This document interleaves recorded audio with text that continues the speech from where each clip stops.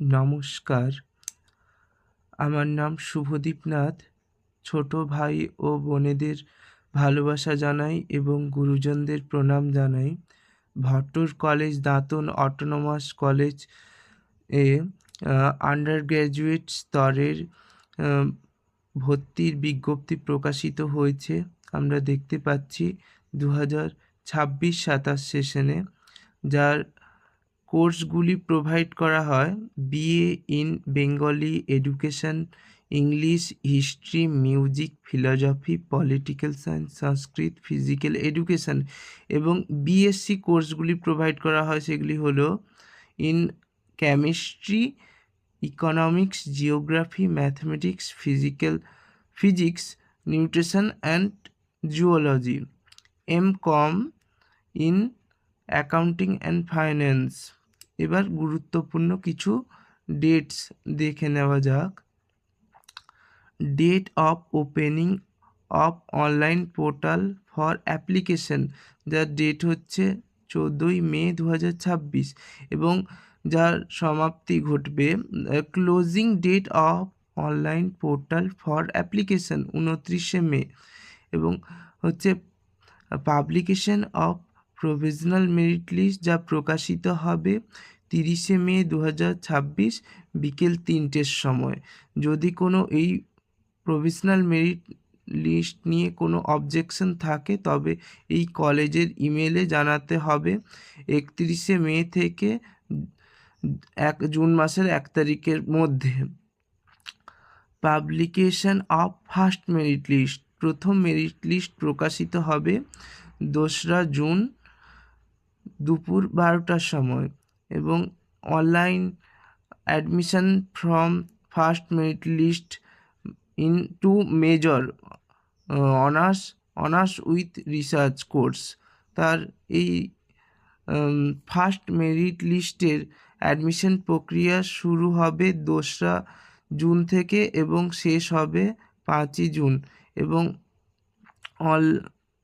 5ই June এবং online admission from first merit list multidisciplinary studies, অর্থাৎ যাকে আমরা জেনারেল কোর্স বলে থাকি, তার অ্যাডমিশন সূচনা হবে 2রা জুন থেকে 12ই জুন পর্যন্ত। তারপরে হচ্ছে publication of second merit list প্রকাশিত হবে 6 জুন 2026 দুপুর 12টার সময়। Online admission from second merit list, অর্থাৎ দ্বিতীয় যে মেরিট লিস্ট বেরিয়েছে তার অনলাইনে ভর্তি প্রক্রিয়া চলবে 6 জুন থেকে 8ই জুন পর্যন্ত।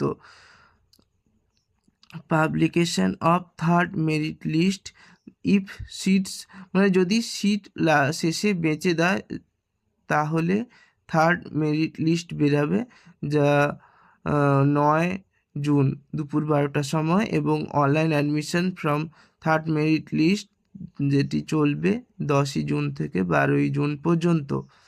এবার আমরা একটু ইনফরমেশন বুলেট ট্রেন বা ব্রাঞ্চ দেখে নেই। ভট্টর কলেজ দাঁতন অটোনমাস, যা প্রতিষ্ঠিত হয়েছিল 1963 সালে।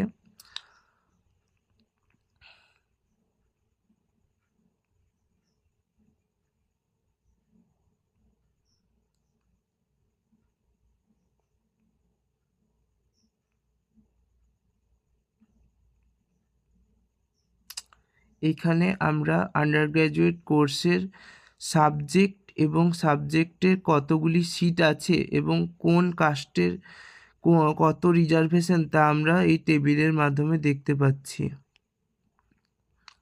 যেমন বিএ অনার্স বা honours with research major Bangla যদি হয় তাহলে তার সিট সংখ্যা মোট হচ্ছে 130টি। জেনারেলদের জন্য 57টি, জেনারেল পিএইচ অর্থাৎ ফিজিক্যাল হ্যান্ডিক্যাপের জন্য 2টি, ইডাব্লিউএসের জন্য 13টি, ইডাব্লিউএস পিএইচের জন্য কোনো সিট নেই, এসসি 27টি, এসসি পিএইচ 1টি, এসটি 8টি, এসটি পিএইচ কোনো নেই, ওবিসি এ 13টি, OBC A PH 0, OBC B 9টি, ওবিসি বি পিএইচ 0, অর্থাৎ মোট 130টি বাংলা বিষয় সিঙ্গল মেজর সাবজেক্টে আছে সিট সংখ্যা। এই রকম প্রত্যেকটি সাবজেক্টের সিট সংখ্যা এবং কাস্ট অনুযায়ী কত কি সিট থাকবে তা এখানে টেবিলের মাধ্যমে স্পষ্ট দেওয়া হয়েছে। ভাই এবং বোনেদের দেখে নিতে বলবো।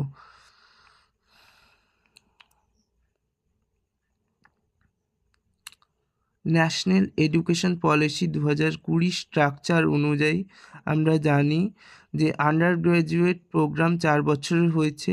সেই 4 বছর আন্ডার গ্র্যাজুয়েট প্রোগ্রামে যদি কেউ 1 বছর সম্পূর্ণ করে অর্থাৎ 2টো সেমিস্টার সম্পূর্ণ করে তাহলে সে ইউজি সার্টিফিকেট পাবে অর্থাৎ আন্ডার গ্র্যাজুয়েট সার্টিফিকেট পাবে। যদি 2টো বছর সম্পূর্ণ করে অর্থাৎ 4টা সেমিস্টার সম্পূর্ণ করে তাহলে সে ডিপ্লোমা কোর্স পাবে। আর যদি সে 3 বছর অর্থাৎ 6টা সেমিস্টার সম্পূর্ণ করে তাহলে ইউজি যে ব্যাচেলার ডিগ্রি যাকে আমরা জেনারেল ডিগ্রি বলে থাকি সেই ডিগ্রি পাবে। এবং যদি ছাত্র বা ছাত্রী 4 বছর সম্পূর্ণ করে থাকে তবে সে 4 বছর সম্পূর্ণ করলে যদি সিজিপিএ 7.5 এর কম থাকে তাহলে সে অনার্স ডিগ্রি পাবে। আর যদি সিজিপিএ 7.5 এবং তার ঊর্ধ্বে থাকে তাহলে অনার্স উইথ রিসার্চ ডিগ্রি পাবে।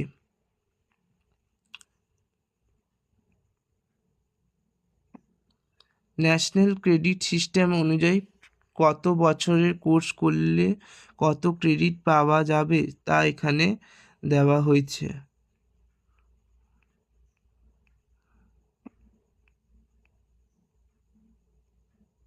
আমি যেটা বললাম 1 বছর সম্পূর্ণ করলে 2টো সেমিস্টার কত সার্টিফিকেট পাওয়া যাবে এবং কত কি ক্রেডিট পাওয়া যাবে সেটা এখানে উল্লেখ করা হয়েছে।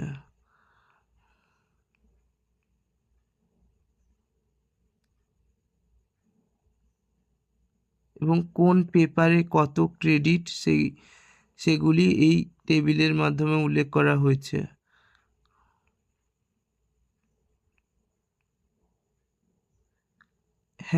আমরা জানি যে অনার্স কোর্সের সঙ্গে পার্টস সাবজেক্ট থাকে, তবে অনার্স আমরা বর্তমানে সিঙ্গল মেজর হিসেবে জানি এবং পাস সাবজেক্ট বর্তমানে আমরা মাইনর হিসেবে জানি। অর্থাৎ মেজর সাবজেক্ট একটি থাকলে তার সঙ্গে কি পাস সাবজেক্ট নেওয়া যেতে পারে তার ছক বা টেবিলের মাধ্যমে দেওয়া হলো।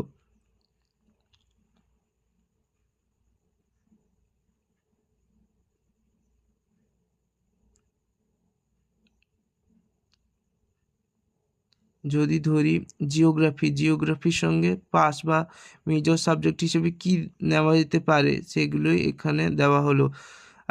সর্বোচ্চ 2টি সাবজেক্ট নির্বাচন করা যাবে এখান থেকে।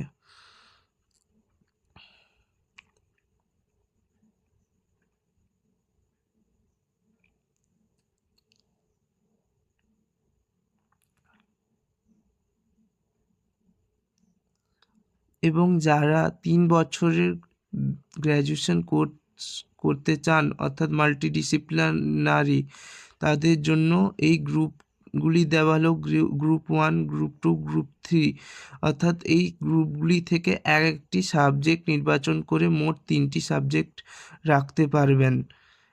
যেমন বিএ ইন হিউম্যানিটিস 3টে গ্রুপের একটা গ্রুপে একটি করে সাবজেক্ট নির্বাচন করা যেতে পারে।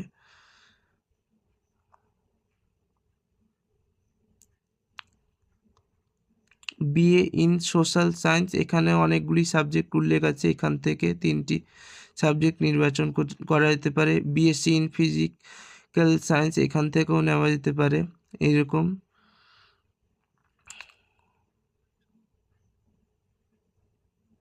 অ্যাডমিশন প্রসেস ইউজি কোর্স কিভাবে ভট্টর কলেজ দাঁতন অটোনমাসে সরাসরি ভর্তি হওয়া যেতে পারে তার প্রক্রিয়া বিস্তারিতভাবে এখানে দেওয়া হয়েছে।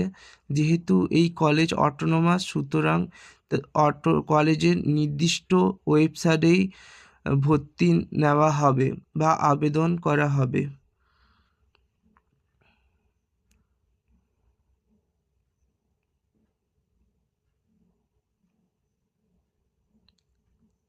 আমাদের কলেজে পোস্ট গ্র্যাজুয়েট স্তরের কী সাবজেক্ট আছে সেগুলি এখানে উল্লেখ করা হয়েছে। তবে বর্তমানে পোস্ট গ্র্যাজুয়েটের ভর্তি চলছে না, বর্তমানে আন্ডার গ্র্যাজুয়েট স্তরের ভর্তি প্রক্রিয়া চলছে।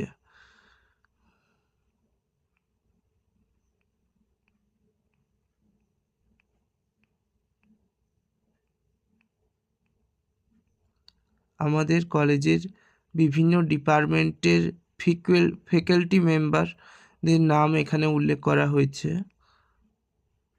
আপনারা যেই বিষয় নিয়ে পড়তে চান সেই বিভাগের প্রফেসরদের নাম দেখে নিতে পারেন।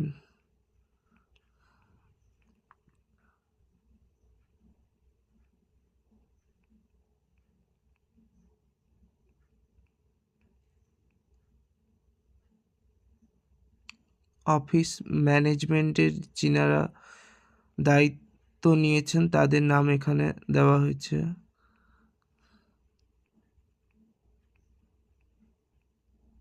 নন টিচিং স্টাফ তাদেরও নাম এখানে উল্লেখ করা হয়েছে এবং কোন কাজের সঙ্গে যুক্ত সেটাও এখানে উল্লেখ করা হয়েছে।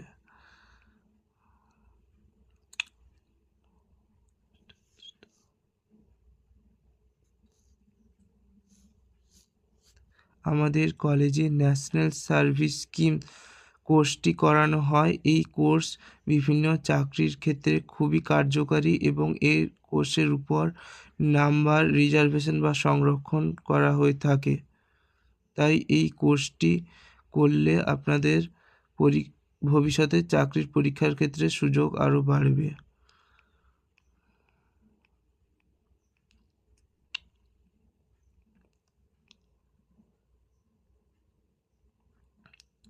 বিদ্যাসাগর সেন্ট্রাল লাইব্রেরি আমাদের কলেজে উপস্থিত, যেখানে প্রচণ্ড পরিমাণে বইপত্র আছে।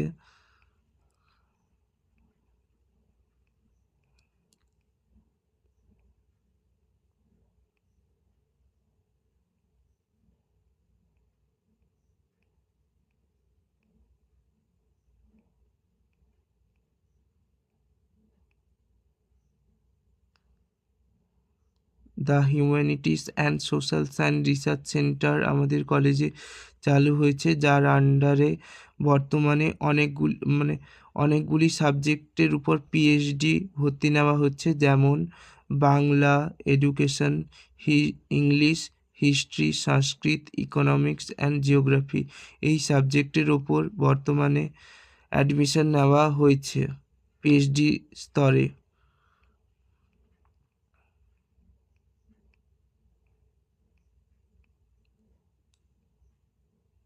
সবাইকে ধন্যবাদ জানাই এবং গুরুজনদের প্রণাম জানাই। এটি আমার ইউটিউব চ্যানেলের তৃতীয় ভিডিও।